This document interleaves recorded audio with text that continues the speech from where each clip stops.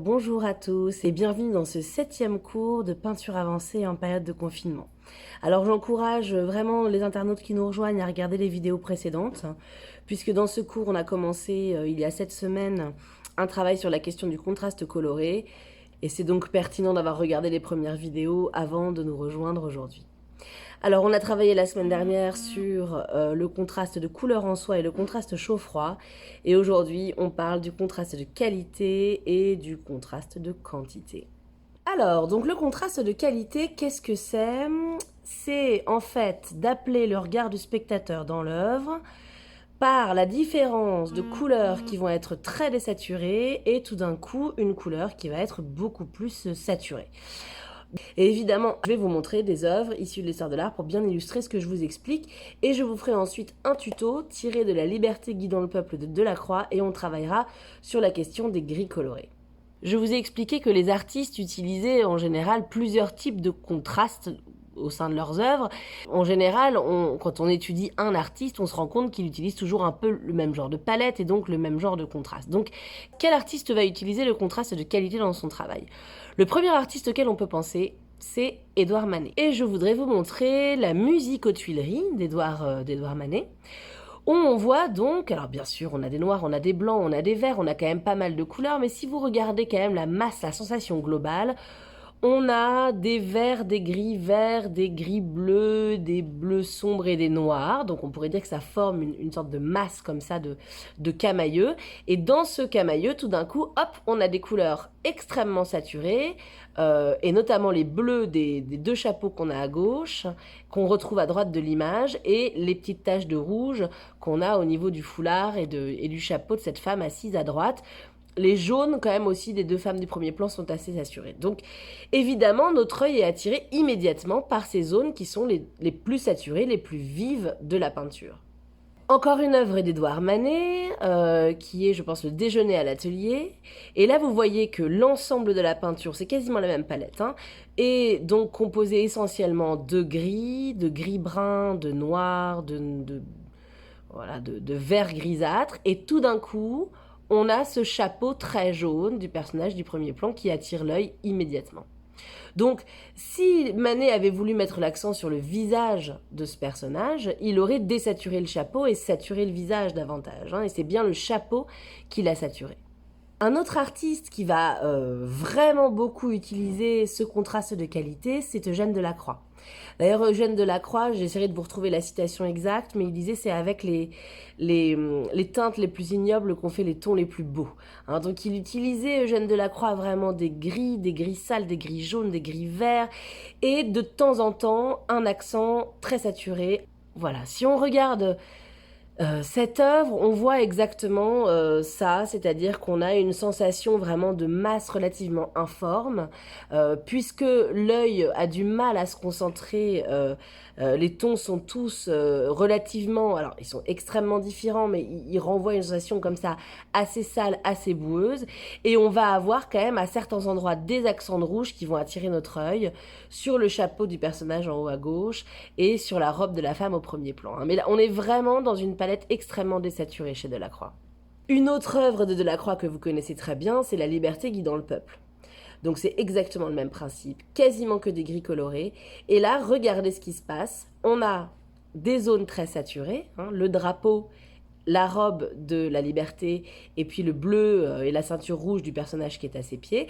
Et là, en fait, ce que vous pouvez voir, c'est une combinaison entre un contraste de qualité et un contraste de couleur en soi. Et clairement, notre œil est attiré par ces couleurs vives qui forment en plus un trio de rouge, bleu et jaune, qui est donc un contraste de couleur en soi. Donc le sujet du tableau est évidemment ces zones qui nous attirent le plus, c'est-à-dire le drapeau et cette femme. Une œuvre de Delacroix à nouveau, La mort de Sardanapale, où là vous voyez qu'on baigne dans des tons rouges et des tons bruns, mais qu'on est attiré là encore au centre du tableau avec la juxtaposition du drap rouge, de cette zone très jaune dans le lit et du turban bleu qui nous mettent bien l'œil au centre du tableau, mais l'ensemble dégage quand même un contraste de qualité. On peut aussi parler de Frans Hals, qui a une peinture comme ça assez boueuse et tout d'un coup qui utilise des accents en général très rouges. Mais là, vous voyez par exemple dans ce portrait que notre œil est attiré par le chapeau et la plume. Même s'il s'agit d'un portrait, notre œil n'est pas attiré par le visage, mais bien par le chapeau et la plume. Donc c'est un choix délibéré de l'artiste. On peut également parler de Titien. Et si vous regardez ce tableau de Vénus et Adonis, je pense, on retrouve ici de la même manière une palette assez boueuse, assez terreuse, composée de gris et de brun. Même les chairs sont relativement désaturées. Donc évidemment, on a aussi un contraste de clair-obscur. Hein. Mais notre œil va être attiré par ce ciel très bleu, cette tunique quand même rouge assez saturée. Et puis vous voyez aussi à droite du jaune dans le ciel, ce qui fait que dans un contraste de qualité, on retrouve là encore un contraste de couleur en soi. On peut regarder encore cette œuvre de Titien, où là, encore de la même manière, on baigne dans des tons brun rougeâtres, mais on a la robe de la Vierge qui est beaucoup plus rouge, beaucoup plus saturée au centre et qui donc appelle notre œil. Alors, en ce qui concerne le contraste de quantité, c'est pas exactement la même chose, mais en général, le contraste de qualité et le contraste de quantité sont assez liés. Donc, le contraste de qualité, c'est d'avoir l'ensemble d'une palette, l'ensemble de la palette de l'œuvre très désaturée et à certains endroits des zones très saturées qui, elles, vont attirer l'œil. Alors que le contraste de quantité, c'est d'utiliser en fait une dominance, par exemple, imaginons Chagall, d'accord, une dominance de bleu dans l'œuvre et tout d'un coup des petites zones très rouges. Donc on change de palette. Et si on regarde cette œuvre de Gréco, on voit bien que l'ensemble de la composition n'est pas dans les tons brun-rouge, elle est plutôt dans les tons gris-vert. Et au milieu de la composition, on a le grand manteau rouge extrêmement saturé du Christ. Donc là, il s'agit plutôt d'un contraste de quantité. Mais très fréquemment, les deux contrastes sont liés et fonctionnent ensemble. Dans une palette beaucoup plus vive, un artiste qui utilise beaucoup le contraste de qualité, c'est Toulouse-Lautrec. Et si on regarde cette œuvre du Salon Rouge de Toulouse-Lautrec, on voit bien que vraiment toute l'œuvre baigne dans des tons rouges, roses, violacés, pourpres et dorés, mais on a des variations de rouge. On a vraiment toute une variation de rouge dans la palette utilisée. Et en fait, notre œil va être attiré par les rouges les plus vifs qui se situent vers le fond à gauche du tableau et qui se situent aussi au niveau des cheveux du personnage principal qui est au premier plan. Un autre artiste qui utilise beaucoup le contraste de qualité, mais pas que, il utilise aussi évidemment le contraste de clair-obscur, c'est Caravage. Et vous en avez un très bon exemple avec ce tableau, puisque ok, notre œil est attiré par la blancheur de l'épaule du Christ. Hein, ça, c'est le principe du contraste de clair-obscur. Mais vraiment, dans ce tableau, tout est brun, rougeâtre, gris, boueux, terreux. Et notre œil va aussi être attiré par le manteau rouge du Christ et la manche rouge du soldat qui est en haut à droite du tableau. Donc là encore, notre œil est attiré par les zones les plus vives. On peut aussi regarder ce tableau de Nicolas Poussin, où là, l'ensemble du tableau est dans des tons ocre jaune, ocre orangé, brun. On voit que tous les personnages qui composent la scène de droite sont très désaturés, même si on se dit que leurs manteaux sont bleus ou rouges ou jaunes. En réalité, ils sont désaturés, ils passent vers l'arrière.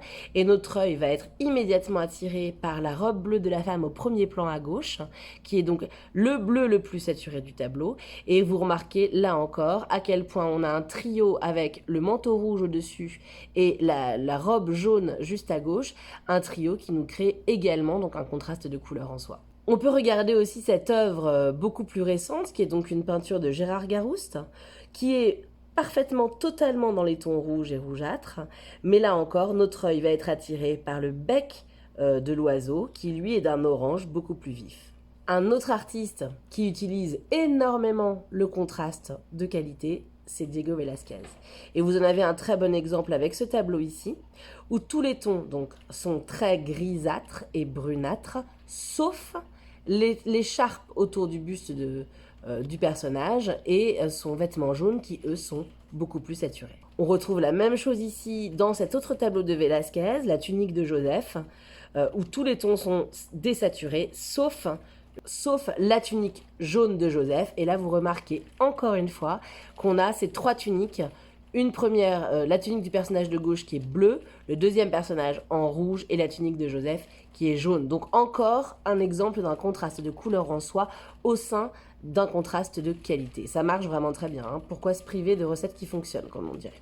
Encore un tableau de Velasquez, même palette, même principe, des tons boueux, des tons désaturés, et tout d'un coup, un vêtement jaune, un vêtement rouge, beaucoup plus vif. On a aussi également un contraste de clair-obscur dans ce tableau.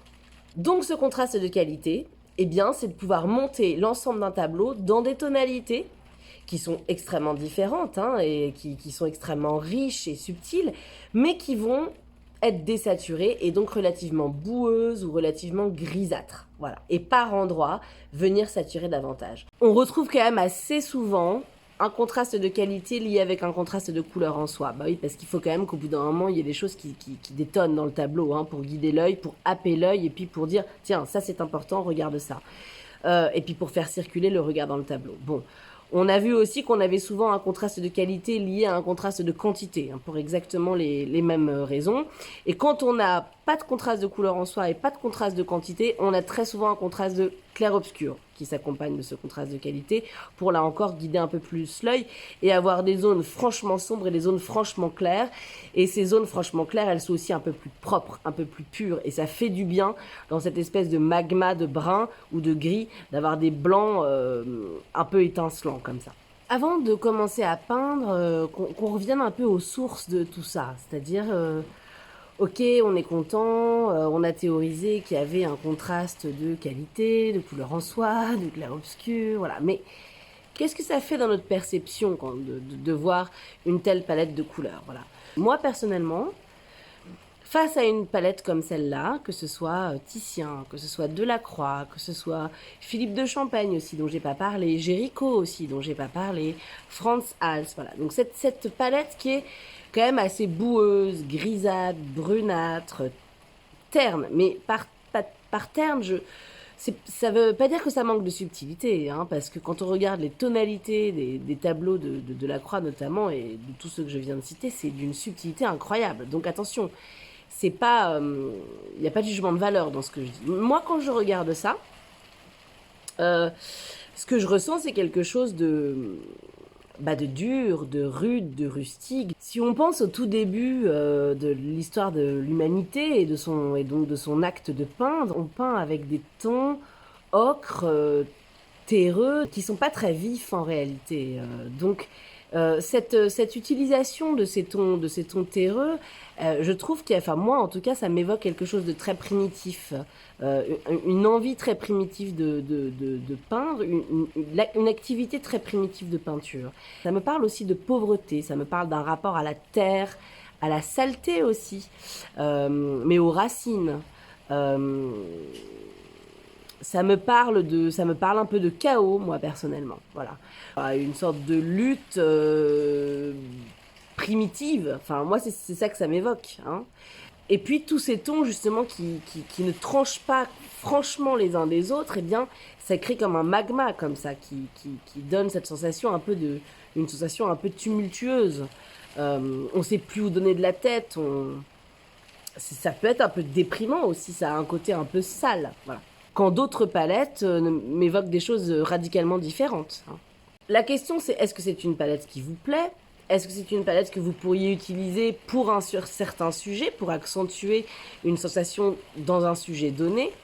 Est-ce que c'est au contraire pas du tout une palette qui vous intéresse et que vous avez envie de développer ?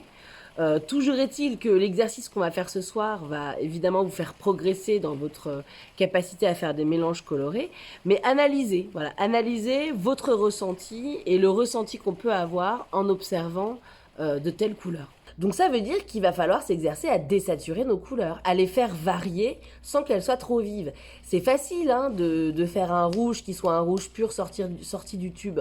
Mais comment dire un rouge désaturé d'un manteau rouge très loin dans l'arrière-plan, dans une brume, etc.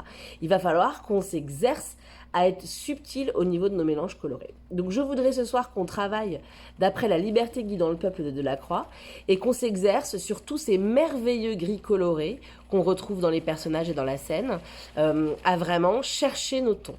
On y va pour le petit tuto pratique. Je retrouve mes élèves sur le groupe WhatsApp et pour les autres, je vous dis à la semaine prochaine pour un nouveau cours de peinture avancée. Bonne fin de confinement à tous.